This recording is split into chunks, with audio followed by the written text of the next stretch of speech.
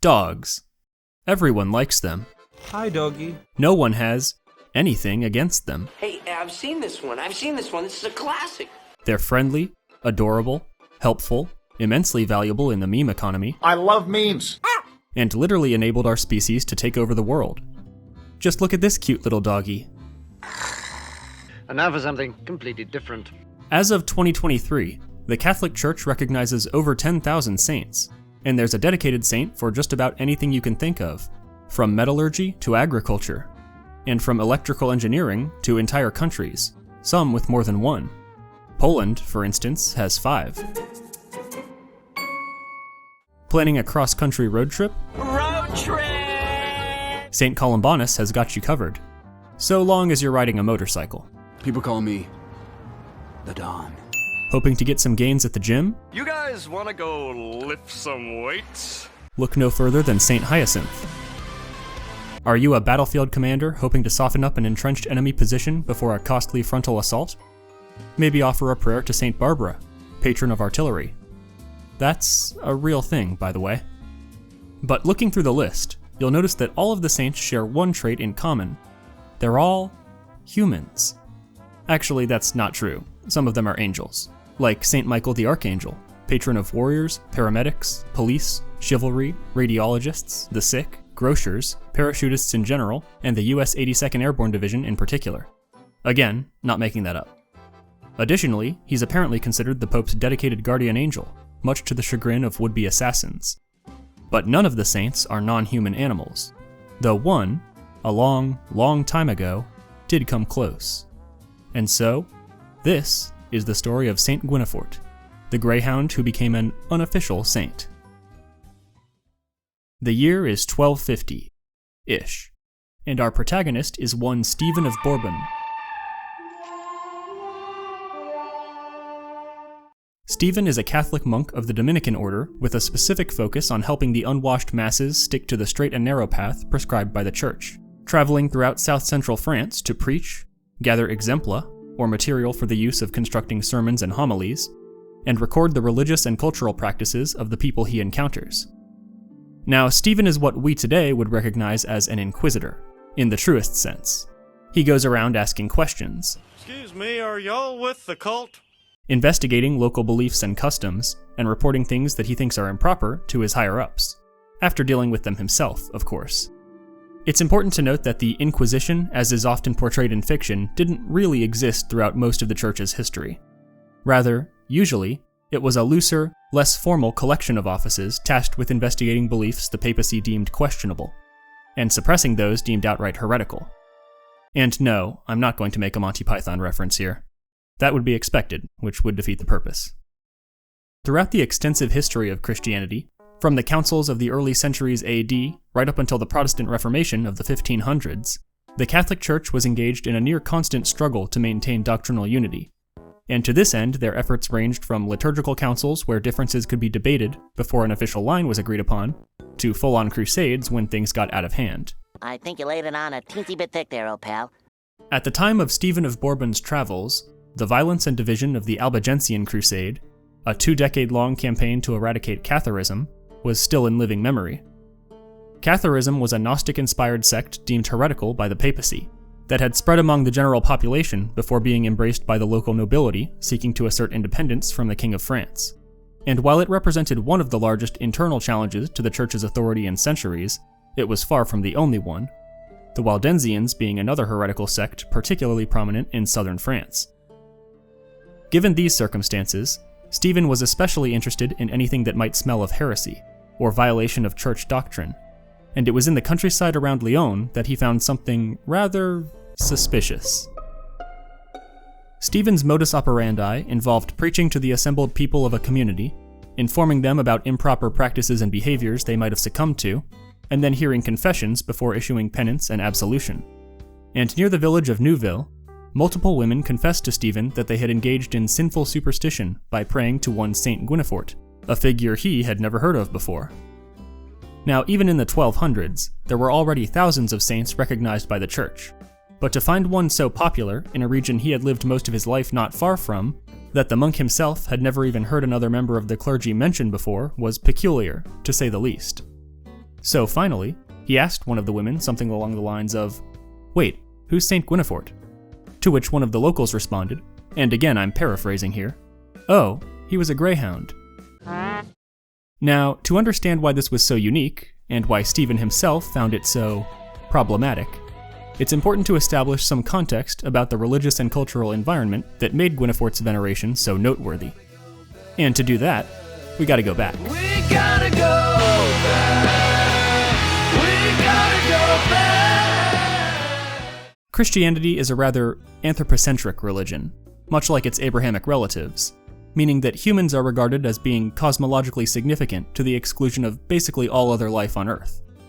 After all, the first chapters of Genesis state that human beings are made in the image of God, and so, per the doctrine of all the mainline sects and denominations of the Abrahamic faiths, we are considered the only corporeal creatures to both be able to make moral decisions and possess immaterial souls that endure after bodily death.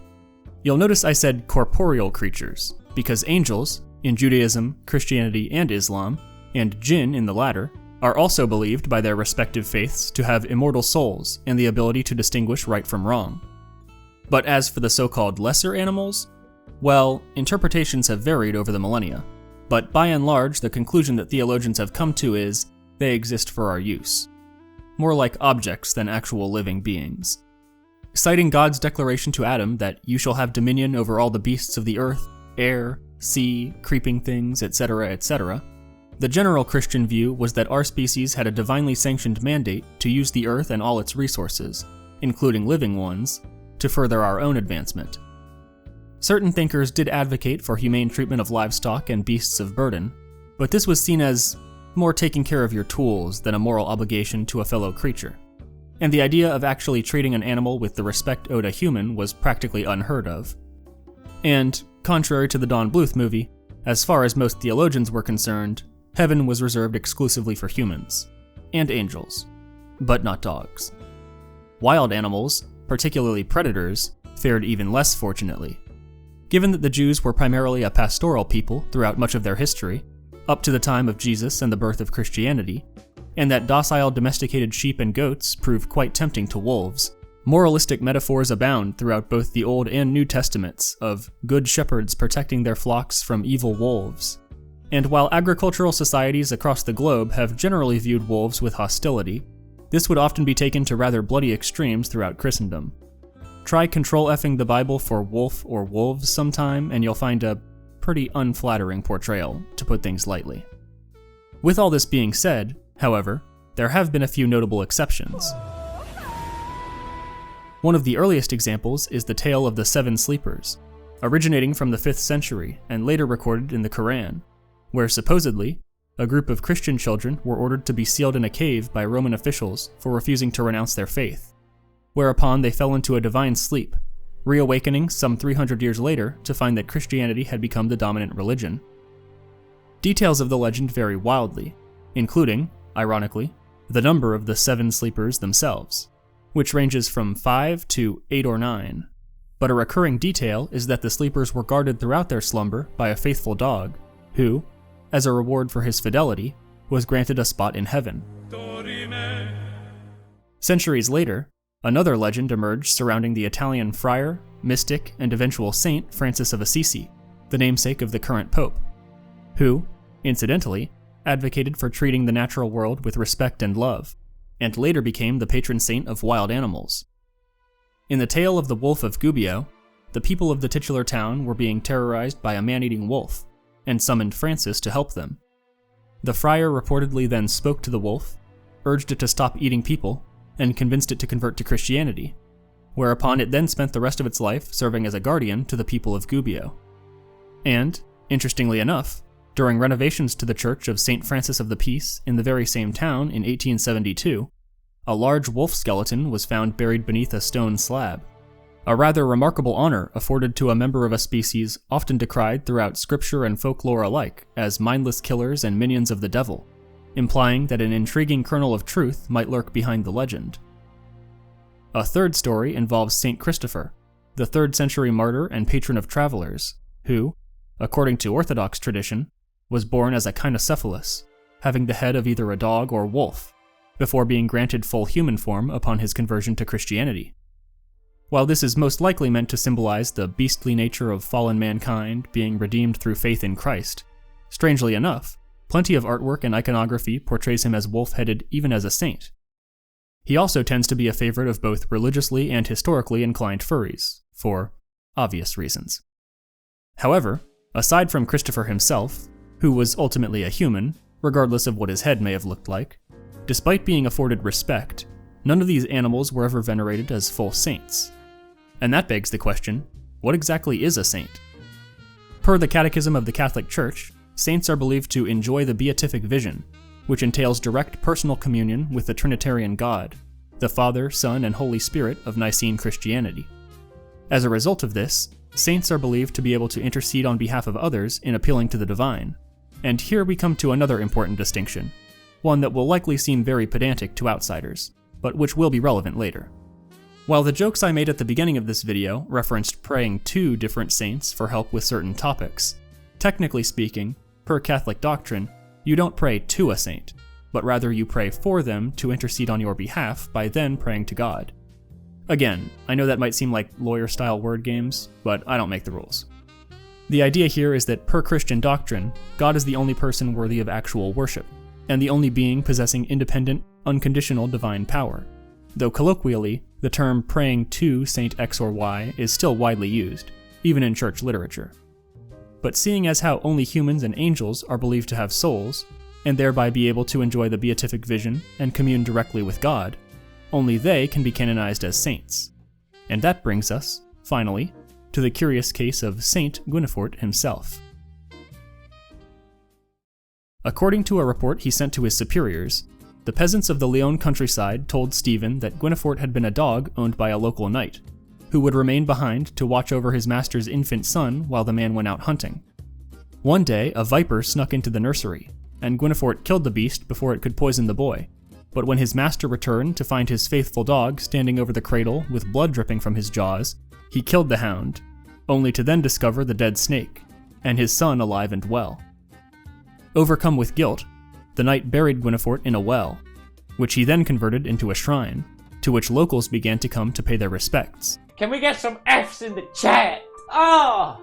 Over time, this respect turned to outright veneration, as they prayed to Guinefort for intercession in their lives, attributing numerous miraculous healings to the Greyhound, with the dog becoming considered a patron of sick or injured children. Guinefort's story may sound familiar to students of folklore, and that's because it is an almost beat-for-beat retelling of an older Welsh myth, the tale of Gellert, in which King Llewellyn, I know that's not the Welsh pronunciation, returns home from a hunt to find his dog standing over his infant son's empty, overturned cradle, with blood dripping from its fangs. Believing the dog has gone savage and killed his child, the king strikes it down with his sword, only to find a dead wolf and his living son under the blankets, realizing that the dog had actually saved his child. Overcome with remorse, he buries Gellert and, according to the legend, never smiles again. Yeesh, downer ending. This story is itself a variant of a folktale so common it has a number in the Arne Thompson Uther Index of Folklore, 178A to be precise, the faithful hound motif, found in cultures across the world.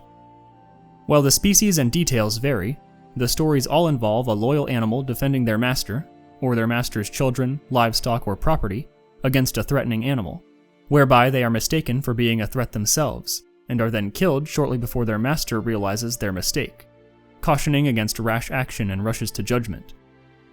Being a mythological derivative of this motif, the tale of Gellert is almost certainly heavily fictionalized, if not outright fabricated, and therefore Guinefort's story is even less likely to be real.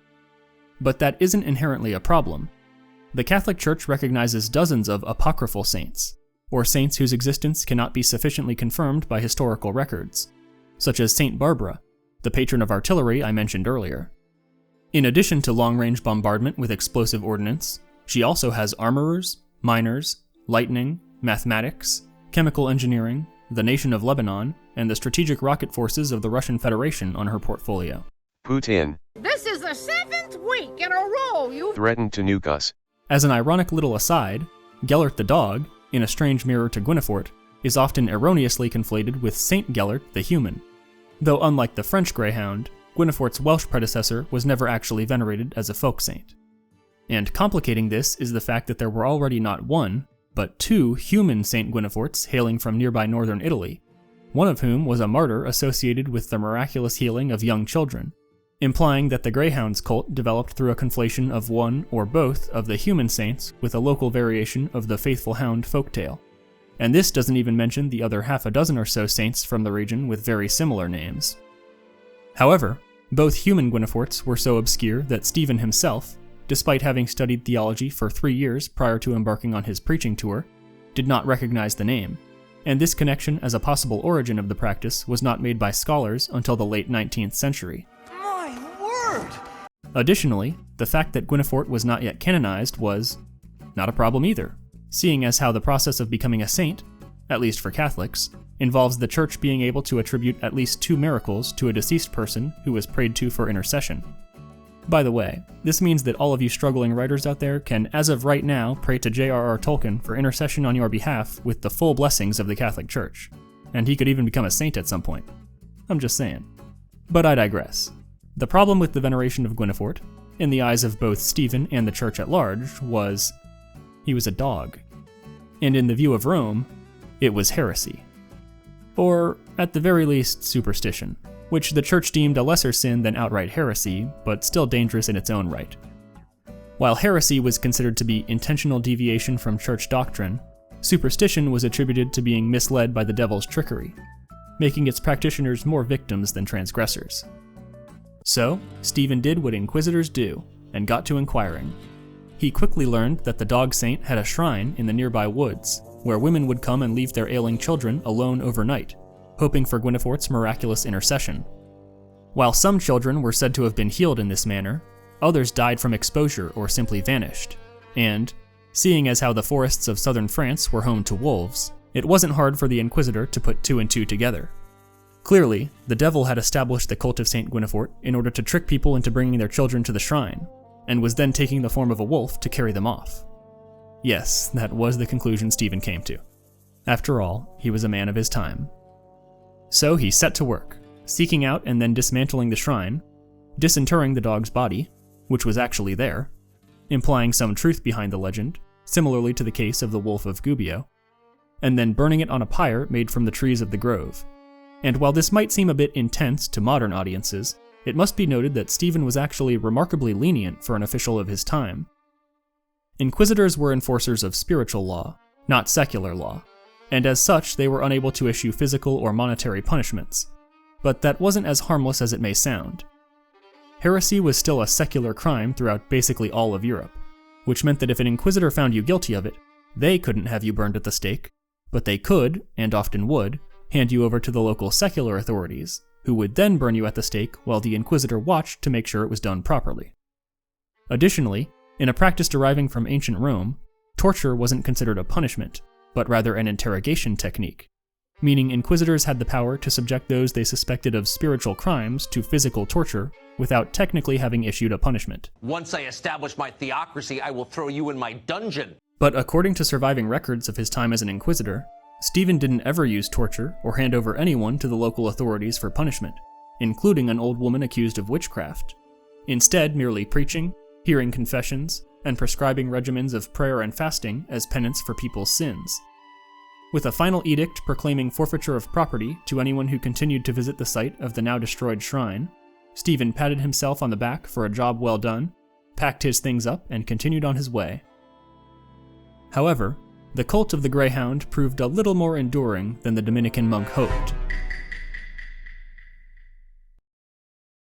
From here, despite numerous visits by clergymen over the subsequent decades and centuries, mentions of the worship of Guinefort do not resurface in historical records until the time of the Protestant Reformation, beginning in the early 1500s. The TLDR here is that growing discontentment with the Catholic Church's practices and political power finally culminated in a schism in Western Christianity. But, you learned about this in history class, right? I don't think the system works. Anyway, Remember that bit earlier where I said that Catholics don't technically pray to saints, but rather for their intercession with God on one's behalf? Well, many Protestant reformers felt that the Church's veneration of saints had degenerated into a form of polytheistic idolatry, which is a really big deal in Abrahamic faiths. After all, in the Old Testament, the first of God's 10 Commandments ends with, "You shall have no other gods before me." Well, it doesn't end there, it actually goes on quite a bit longer, but the point still stands. Simply defined, idolatry is the worship of any one or thing other than God himself. And though different religions and denominations draw the lines between respect, reverence, veneration, etc., and outright worship in different places, this angle of attack struck a chord with many of the faithful. As far as scholars can tell, Stephen of Bourbon's account of the cult of St. Guinefort, recorded in his work De Septem Donis Spiritus Sancti, or On the Seven Gifts of the Holy Spirit, is the earliest surviving record of the practice, and the only one predating the Reformation, meaning that somehow, a Protestant stumbled upon a copy and figured the headline of "Catholic Peasants Worship Dog" would work well as an early Renaissance-era equivalent of a political attack ad. And, like most modern political attack ads, its authors were less interested in being accurate and more in being attention-grabbing. Hey, you! Hey, get away from that! Now, Wikipedia says that after Protestants criticized the cult of St. Guinefort as an example of idolatry, the Catholic Church began cracking down on it. But the link they cite is a page on the Ultimate History Project, and the only citation for that page is a book by French scholar Jean-Claude Schmitt, which I, of course, tracked down a copy of. Why don't you back it up with a source? My source is that I made it the Schmitt's book establishes that the Church actually made efforts to eradicate the veneration of Guinefort as soon as it was discovered, and has no mention of the story's use as propaganda during the Reformation. And given that this book is quite possibly the only scholarly publication on this subject available in the English language, this part of the Greyhound story is a little murky. But it seems like by the time the Reformation rolled around, neither side really saw the cult as that big of a deal. As far as the Catholic Church was concerned, they had dealt with the problem 300 years ago, and had much bigger fish to fry regardless. And as for Protestants, they also had far more important criticisms to pursue. So, aside from this historical flash in the pan, Guinefort would not properly resurface in the historical record until the early 1800s. During the initial stages of the French Revolution, the new regime made great efforts to eradicate Christianity throughout France, closing churches, executing, exiling, or forcibly secularizing members of the clergy, and imposing punishments for laypersons attending religious services. In the aftermath of the monarchy's restoration following the Napoleonic Wars, the Gallic Church got to work taking stock of how much ground they'd lost among the general population. In the Diocese of Belley in 1823, at the order of the bishop, letters were sent out to the various parishes inquiring as to the state of their local flocks, including what superstitious practices might exist. And in an 1826 letter from Curé Dufournet, the parish priest of Châtillon-sur-Chalaronne, he noted that in his parish there existed a cult venerating one Saint Guinefort, whose shrine lay in a wood between several villages, to which ailing children were brought, hoping for miraculous healing. The curé appears unaware that this Guinefort was a dog rather than a man, and his report attracted little notice until the accounts of Stephen of Bourbon resurfaced with the advent of modern folklore studies several decades later. One Monsignor Vassier, wondering if the Guinefort that Dufournet mentioned might have been the very same greyhound, visited the commune of Saint-Jean in 1879 and interviewed numerous locals, who affirmed that the Guinefort they venerated as a saint was, in fact, a dog. The shrine itself, located in what was known to the locals as St. Guinefort's Wood, was littered with discarded scraps of clothing and branches tied in knots, left as offerings to the saint, implying that the site was still visited by dozens, if not hundreds, of people each year. An expedition by scholars of folklore in 1902 found the cult alive and well among the local population, but for whatever reason, most likely owing to the increasing secularization of French society at large, over the next few decades the veneration of Guinefort steadily dwindled, and a visiting professor in 1930 noted that the cult had died out roughly 10 years prior. The final round of investigations, conducted in the 60s and 70s, found no trace of the Greyhound's veneration beyond vague second-hand memories, with the last remembered pilgrimage to the shrine having been made by an elderly woman hoping to cure her sick grandchild in 1940, on the eve of the German invasion. And so it is here that the tale of our holy greyhound comes to an end. That can't be it. Where's the rest of it? Yeah, history can be like that. Nobody expects the Spanish Inquisition. See, now it's unexpected. Anyway, if you want to learn about the history of another animal character from the Middle Ages, I humbly recommend my video on Reynard the Fox, the archetypal trickster of medieval European folklore. If you want to help the channel, you can leave a like and comment, subscribe to see more, follow me on Twitter for updates, and support me on Patreon if you have some spare cash. And while we're on the topic of dogs, my own novel, Winter Without End, is available from Fenris Publishing, a post-apocalyptic survival story about a dog who makes an uneasy alliance with a wounded wolf in order to survive. As always, details and links are in the description. Anyway, that's all I have for now, so I guess I'll see you when I see you.